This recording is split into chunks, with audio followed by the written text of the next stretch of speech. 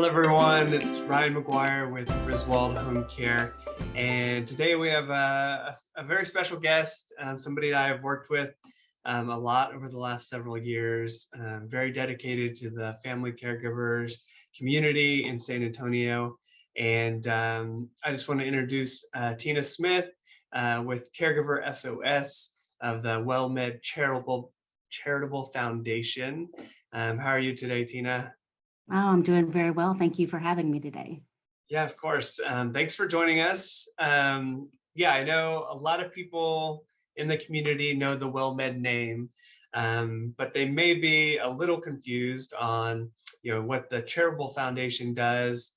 Can you give us a little history, break it down for us? What does maybe the main WellMed company do? What does the foundation do? And how that ties into the Caregiver SOS program? Absolutely, absolutely. Yeah. So WellMed, primarily WellMed Medical Management, we provide health care primarily for Medicare beneficiaries, 65 and older, for the most part. There are some markets where we're able to serve younger people, but for the most part, our focus are older adults. And I say the markets because WellMed is in pretty much most of Texas, as Yeah. well as a little bit into New Mexico and Florida. So we're spread among those states. And so the WellMed Charitable Foundation, we are the nonprofit arm of WellMed. And so we provide kind of some supplementary services, if you will, through the foundation. We have senior centers in a number of our markets. We have 3 here in San Antonio, 1 in Corpus, 2 down in the southern part of Texas, as well as Dallas and Austin, if we make the full loop of this state. We also have 3 senior centers in Florida as well. The senior centers are open to the community. They don't have to be a WellMed employee to access them, free of charge. They just need to be 60 or over, or caring for somebody. If they're a caregiver or somebody, they're able to access those services, the senior center as well. Also through the foundation, we provide funding to a number of senior-focused agencies in the communities that we serve. This past year, we focused on food insecurity. This year, we're looking at particular areas, but as I said, our focus are senior-focused agencies in the community. And then our third program is the program that I manage, is the Caregiver SOS program. And our main focus is to provide information and support to family members who are caring for an older loved one. We just want to make sure the caregivers have the tools that they need so that they can better care for their loved one. And all of our services are free, and they don't have to be a WellMed member to access them. We're open to the community. Okay, amazing. Yeah, I mean, those are definitely some big areas of need, and I know WellMed has really made a huge impact in the community. Like under the Caregiver SOS program, what services like specifically do y'all provide? Sure. So we have 3 main programs that we provide. One are caregiver specialists, and they can provide that one-on-one coaching. They can help. Sometimes they're just a listening ear. Sometimes caregivers just need to be heard. Other times we can help maybe guide them and help them learn how to manage all that they're doing, connect them to area resources, help them understand how to best manage their stress. All of our caregivers specialists have support groups and lead classes for caregivers. A second program that we have is our Caregiver Teleconnection program. And these are hour-long learning sessions that we do either over the phone or online. We used to do these all over the phone, but since the pandemic hit, people got used to being able to log in and see the speakers. So we have transitioned some of our programming over to online versions. But we have experts from around the country that come on and talk about just different issues pertaining to caregiving. We talk a lot about dementia caregiving, how to best manage some of those behaviors, understanding the different types of dementias. We also talk a lot about how to manage stress. We go over specific stress management techniques. We talked a lot about COVID and caregiving, how COVID has impacted the role of the caregiver and how to manage all that they're doing. And so it's just a wide variety. Caregivers have an opportunity to call in and listen to an expert, as well as have an opportunity to ask questions. It's an interactive session, and they get to hear from other caregivers as well, which sometimes can go a long way, because as I'm sure you know, sometimes caregiving can be very isolating, and they may feel like they're the only ones out there doing this. So it's good to hear from other people that are in similar spots. And then our third program is our stress busting program. This is an evidence-based program. It's been proven to help reduce the stress and anxiety and anger and all those hard feelings that sometimes come along with caregiving. The 9-week class, hour and a half a week, and we cover stress management techniques and coping skills as it relates to caregiving. Just again, giving them specific tools to use to help manage all that they do.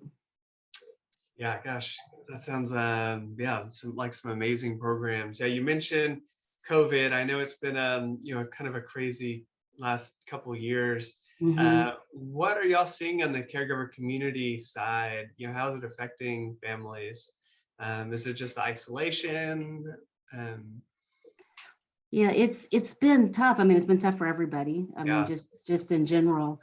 But what we have heard over these past couple of years, especially in 2020, the first year, is just initially a lot of the services that they were receiving were shutting down. So those adult daycare centers weren't open. The home health agencies weren't coming out like they were used to. So those caregivers that were used to having those supports just didn't have them anymore. And so they were on 24 hours, 7 days a week, and which added to an already stressful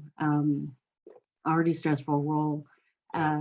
Because for most caregivers, they want to do it, but the tasks become so all-consuming and sometimes overwhelming. It's hard to manage all that they have to do, and that just creates a lot of stress, and that kind of compounds everything that they have to do. And so these past couple of years, it just has been compounded for them, and the isolation, having to socially distance.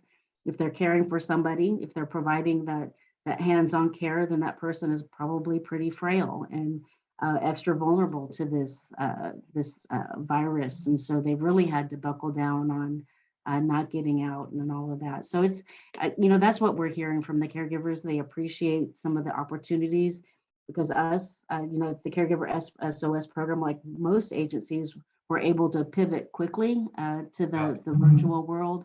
And so, we're able to provide those classes still, the support groups still. So we're able to provide that level of support. It's not quite the same as in person, but it's at least better than nothing.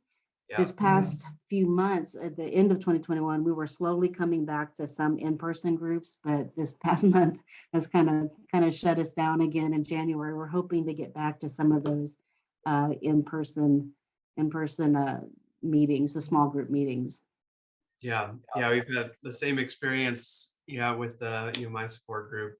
We were virtual for so long. We finally made it back for like 2 months. I know. And then back to virtual. So hopefully, hopefully this will be a quick variant, and we can get back to in person.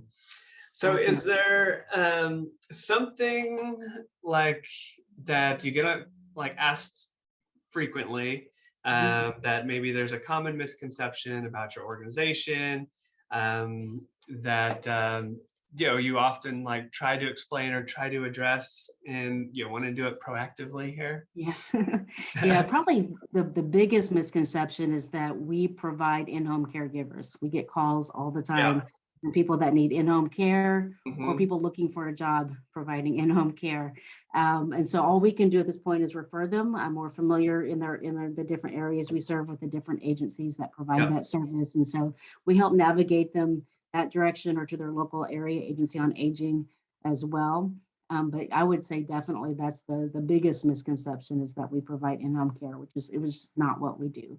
I will say that caregivers are often surprised that they are the focus of our services. They're so used to being asked about their loved one's information. When we talk to them, it's like, well, no, we want to know about your loved one, but we're here for you. And, we want to make sure that you have the tools that you need, just because research has shown that caregivers who are stressed out and overwhelmed, they make mistakes. Their health suffers. And so again, our focus is that we want to make sure the caregiver themselves has those tools that they need, whether it's stress management techniques, understanding the disease that they're dealing with, just a community that they can connect to. Yeah, very good. Okay, yeah, that makes sense.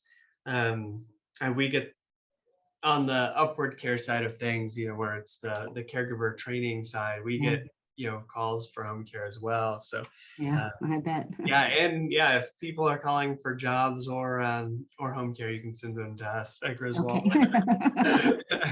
Definitely do that. I know it's tough. It's tough for a lot of agencies out there right now, especially in this field. Yeah, hiring has been difficult for sure. Um, and so, yeah, you mentioned the family caregivers. Is there any new service areas or programs y'all are developing or rolling out? Well, really, we're hoping to be able to expand here in San Antonio, bring on a couple more caregiver specialists over this next year that will be housed in the City of San Antonio senior sites. So we're hoping to be able to expand, have more caregiver specialists available. One thing I didn't mention is that we have a caregiver summit every year. The Oh big yeah. educational forum, Mhm. usually in November is when we have it because that's National Family Caregiver Support Month. But we partner with the AAA and we have speakers, usually a couple speakers. These past couple years we've been online. Fingers crossed, we'll see about this year. At least a hybrid. We're hoping for in person, but we'll know here in the next couple of months whether we can do that. If not, we'll jump back online and be available that way. Very good. Yeah, that's great. Sounds sounds exciting. Y'all are doing some kind of innovative programs that I haven't really heard about much at all. Um, is there some outside resources that you typically focus on or refer out that for family caregivers or just seniors individually that we should know about? Is there something that comes to mind that maybe we should be looking at or learning more about? Well, sure. I mean, probably a lot of the same resources, but of course, the Area Agency on Aging Yeah. in all of our areas, that's usually one of the first place because they have a good grasp on all the different resources available Yeah. in their area. So that's typically the first. Or the Alzheimer's Association is another good resource that we refer a lot of people to. I don't know that I've got any ones here in the area that you don't know about, because I know we work closely. I will say Yeah. about San Antonio, I think it's really good is that we're a close-knit group, the agencies that provide services for caregivers. So there's a lot of, we all know about each other, and there's a lot of good referring back and forth.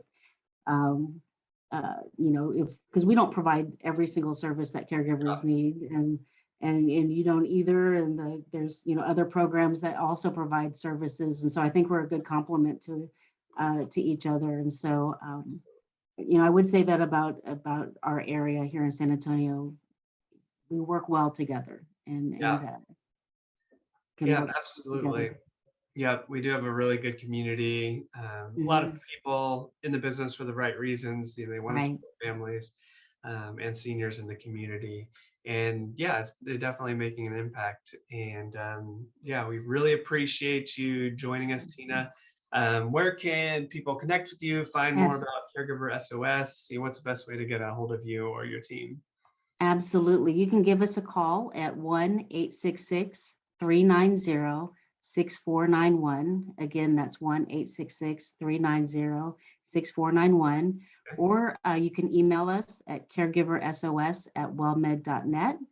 Or you can find us our webpage at www.caregiversos.org. You can find us there as Okay. well. Perfect. That sounds good. I'll put that in the notes and Okay, great. people will be able to find you. But yeah, thank you so much for joining us and all the work you do in the community, Tina. Absolutely. I appreciate the opportunity, and I always enjoy working with you, Ryan. Thanks. Perfect. Bye. Bye-bye.